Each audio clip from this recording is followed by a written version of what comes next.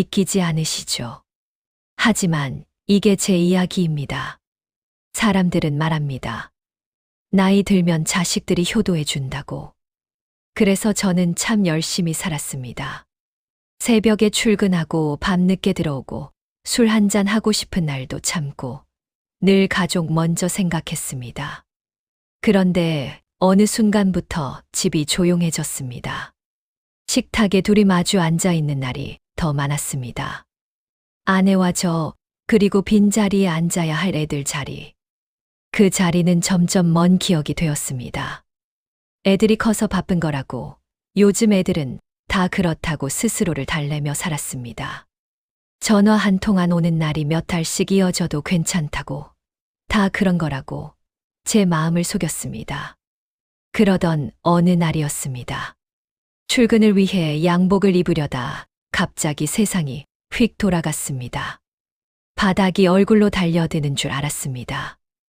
몸이 내 몸이 아닌 것처럼 힘 하나 들어가지 않았습니다. 심장이 쿵 내려앉는 소리가 들리는 것 같았습니다. 아, 이제 끝인가? 그 생각이 먼저 들었습니다. 그리고 바로 뒤에 떠오른 얼굴이 있었습니다. 아내보다도 먼저 우리 애들 얼굴이었습니다. 전화기까지 기어가는데 팔이 떨렸습니다. 숨이 제대로 쉬어지지 않았습니다. 그래도 전화를 걸었습니다. 첫째에게, 두 번째에게, 세 번째에게. 신호는 가는데 받질 않았습니다. 한 번, 두 번, 세 번, 네 번. 그러는 사이 제 숨은 점점 가빠졌습니다. 아내가 저를 발견했을 때 이미 말이 잘 나오지 않았습니다. 아내는 울면서 말했습니다. 애들한테 전화했어. 금방 올 거야. 병원 가는 길, 들것에 실려 구급차 천장을 바라보며 저는 묻고 또 물었습니다. 정말 올까? 오늘만은 정말 와줄까? 아버지가 쓰러졌다는 말을 들으면 그래도 달려오지 않을까? 하지만 병원 응급실 침대에 누워 시계를 보는데 1시간이 지나고 2시간이 지나도 병실 문은 조용했습니다. 문이 열릴 때마다 괜히 고개를 돌렸습니다.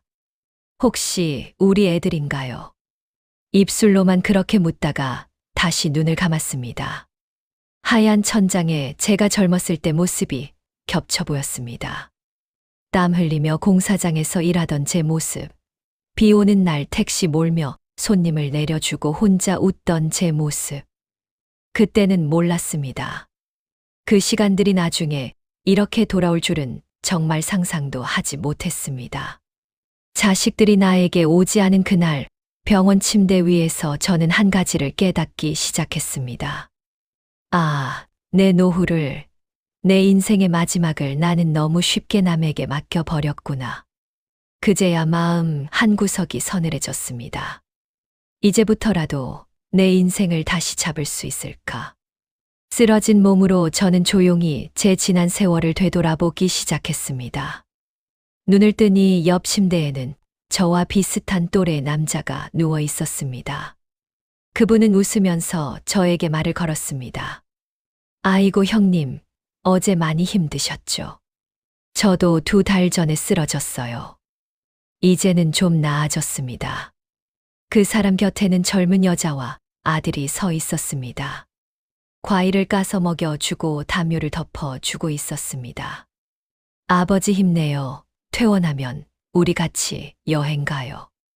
그 아이가 그렇게 말하는 것을 들으니 제 가슴이 이상하게 싸해졌습니다. 제 침대 곁은 텅 비어 있었습니다. 아내는 집에 잠깐 다녀온다고 나가 있는 사이였습니다.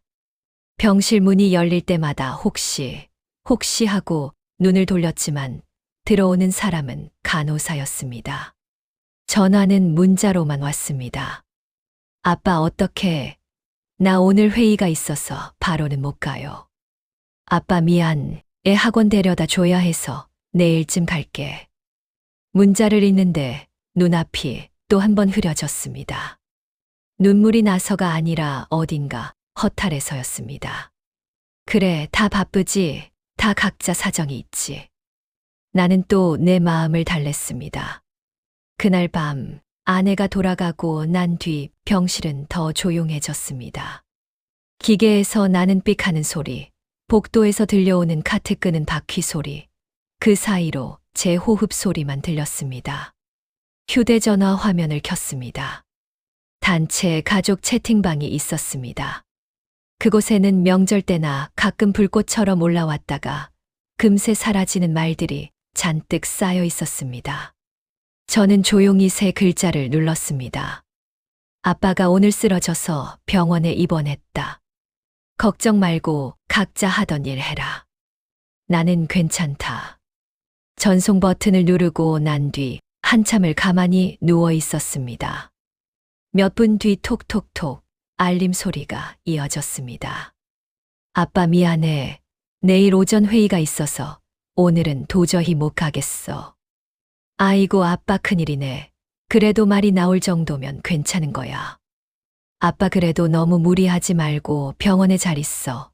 주말에 애들이랑 갈게. 세 줄, 세 사람, 세 장의 문자였지만 그 속에 담긴 온도는 제가 기대했던 온도와 많이 달랐습니다. 나는 잠시 휴대전화를 내려놓고 천장을 보며 속삭였습니다. 그래, 나는 이제 애들이 아니라 나 자신부터 챙겨야 할지도 모르겠다. 그때 옆 침대 아저씨가 말했습니다. 형님, 자식들 문자 왔죠. 다 그런 거예요. 우리 아들도 처음에는 안 왔어요.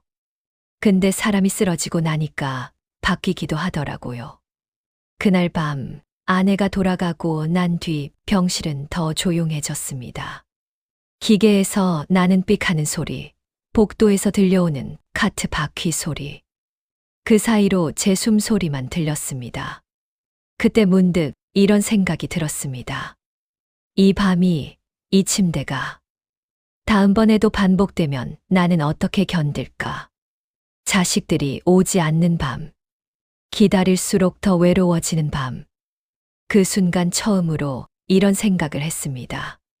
아, 나는 지금 누군가를 기다리며 살 사람이 아니라 내가 안전한 쪽으로 움직여야 할 사람이구나. 다음 날 아침 사회복지사가 찾아왔습니다. 어르신, 요즘은 자식들 다 바쁘잖아요.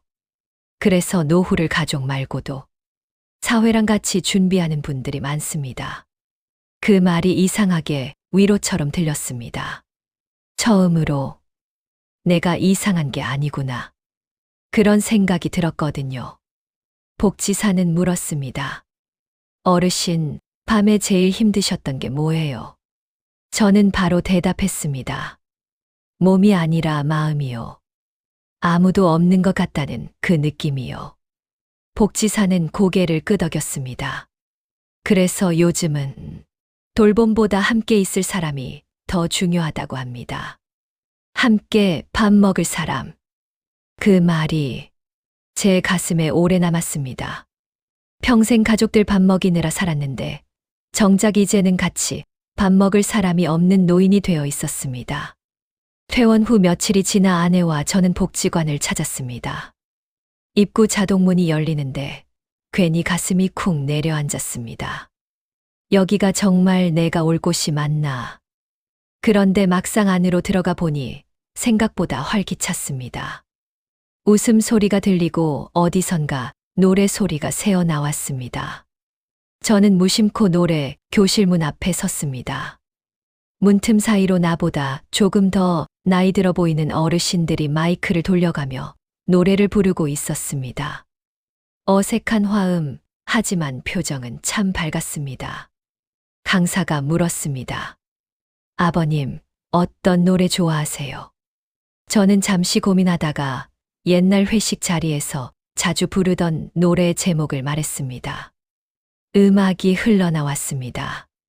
마이크가 제 손에 쥐어지는 순간 손이 조금 떨렸습니다. 하지만 첫 음을 뱉는 순간 이상하게도 가슴 안쪽이 시원해졌습니다. 목소리가 마이크를 타고 울리고 사람들이 박수를 쳐주었습니다. 노래를 마치고 나니 강사가 말했습니다. 우와, 목소리가 진짜 좋으세요. 앞으로 자주 오실 거죠? 그 말에 가슴 한가운데 아주 작은 불씨가 하나 켜지는 느낌이었습니다. 그래, 나는 아직 쓸모 있는 사람일지도 모르겠구나.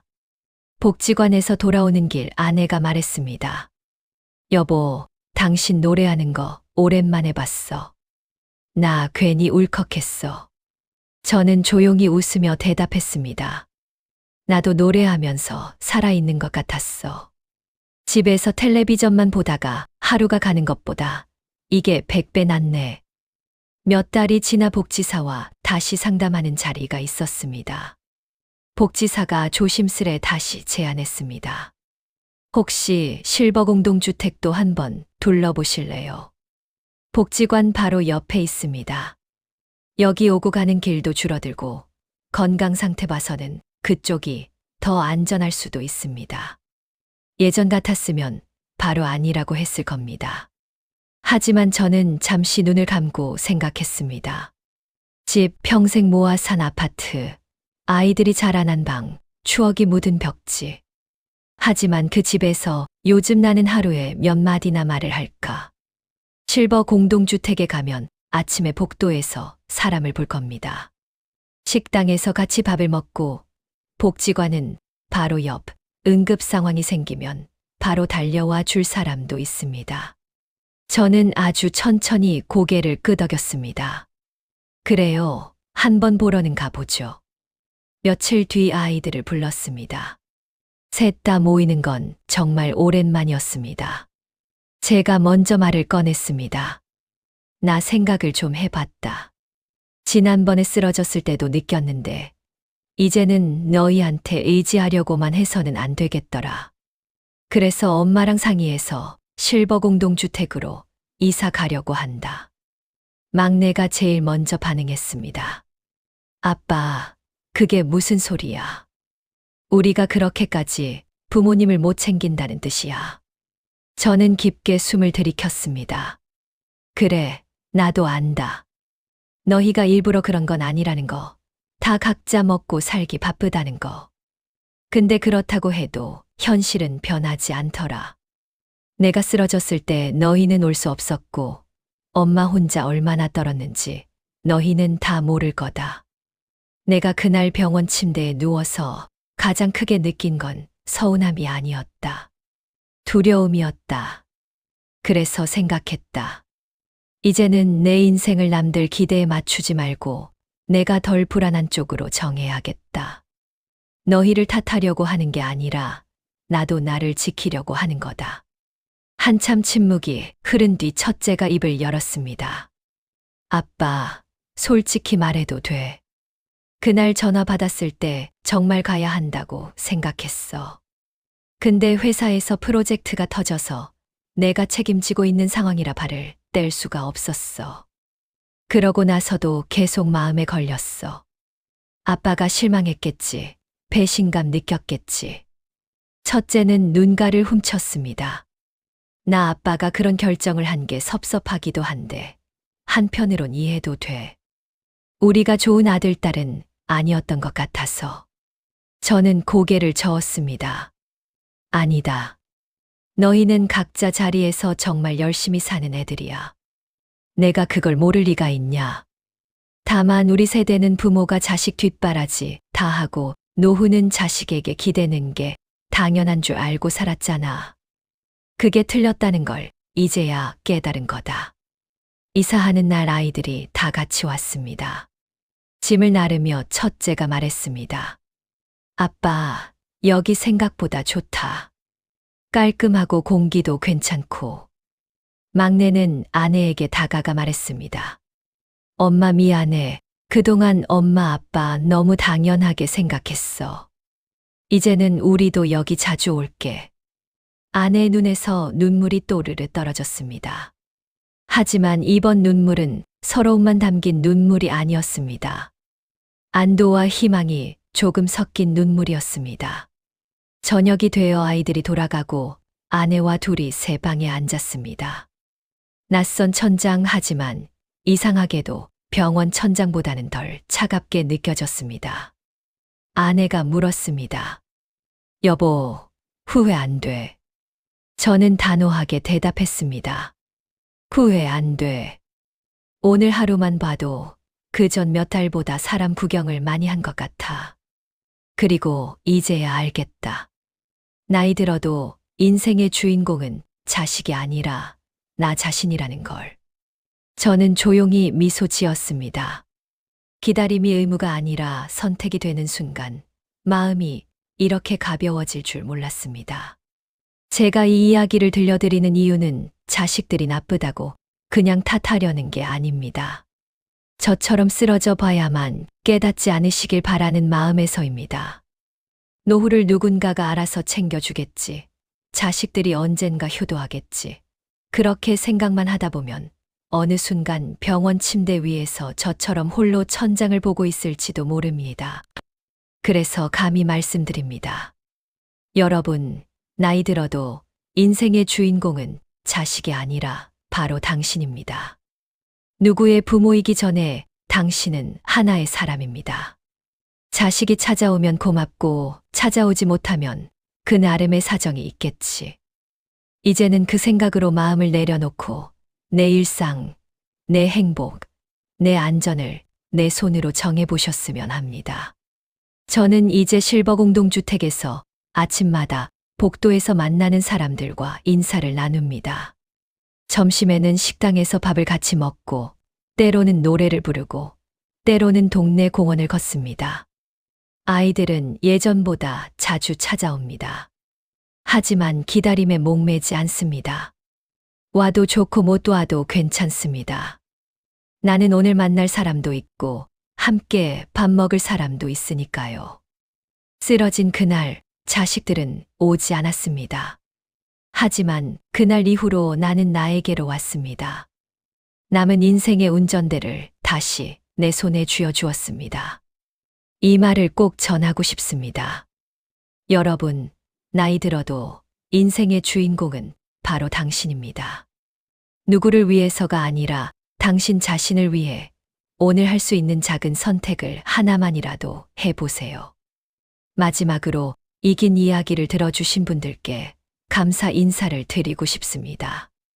여러분, 나이 들어도 인생의 주인공은 바로 당신입니다.